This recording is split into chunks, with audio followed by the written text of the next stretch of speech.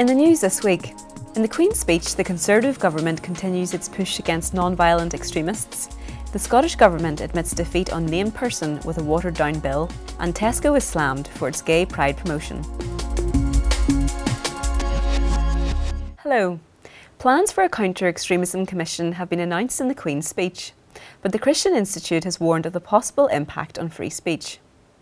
The Queen did not mention the plans for an equality oath or Ofsted entering Sunday schools and youth clubs. However, the government has continued to advocate both these strands of its counter-extremism strategy. Speaking in the Houses of Parliament, Her Majesty outlined the government's plan. A commission for countering extremism will be established to support the government in stamping out extremist ideology in all its forms, both across society and on the internet, so it is denied a safe space to spread. But Kieran Kelly, the Christian Institute's head of communications, said the commission gives cause for concern.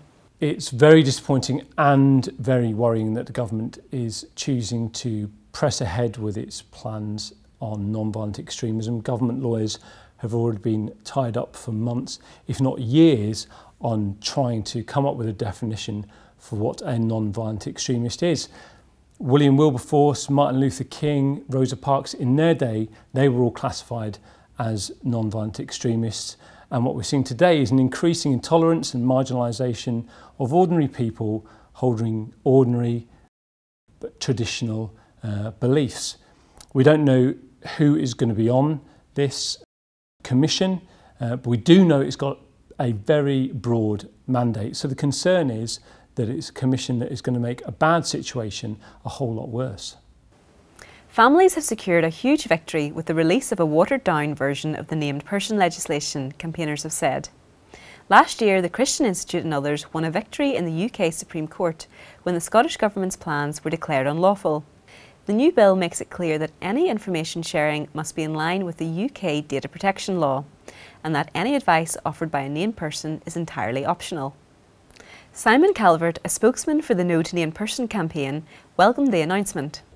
Well, it's a wonderful victory, isn't it, for mums and dads all across the country and for those who are prepared to take the time and the money to fight this scheme through the courts. It's one of the most ignominious U-turns I think we've seen from the Scottish Government. They've been forced to accept what the Supreme Court said, which is that their original proposals were a breach of fundamental human rights.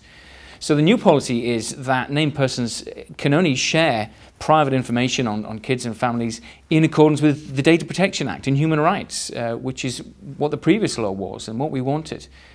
The policy that the government had been proposing was that they could share information on families almost at will.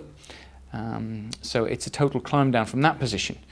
If only the Scottish Government had been willing to listen to us in the first place, they could have saved themselves a lot of time and money. Deputy First Minister John Swinney said the changes would bring consistency, clarity and coherence. MSPs will debate the Children and Young People Information Sharing Scotland Bill in the coming months. The new Republic of Ireland Prime Minister Leo Varadkar has admitted he is attempting to pressure the DUP into legalising same-sex marriage in Northern Ireland. Varadkar, who is homosexual, met with DUP leader Arlene Foster in Dublin to discuss the effects of Brexit and power sharing at Stormont. Explaining that he has spoken of his strong support for same-sex marriage, he said the only question is when, not whether, it will come about in Northern Ireland. Senior DUP member Simon Hamilton would only respond to Varadkar's comments by saying both the Irish Prime Minister's and his party's views were clear and well stated. MLAs have been asked to vote for the redefinition of marriage 5 times during the last 5 years. Each time the proposal has failed to pass. And finally, Tesco has come under fire for a joint promotion with confectionery brand Skittles to celebrate Pride in London, a gay rights festival. All white packets of Skittles are being sold exclusively in Tesco stores across the UK. Accompanying text explains why Skittles has dropped its famous rainbow packaging. It states, "During Pride, only one rainbow matters, so we've given up ours to show our support." Colin Hart, director of the Christian Institute, said people should know that Tesco has gone out of its way to back the LGBT agenda. Tesco has done this sort of thing before. At one point, it dropped its support for cancer researchers' Race for Life, but was still happy to donate to gay pride. Why do any kind of sweets need to be politicised?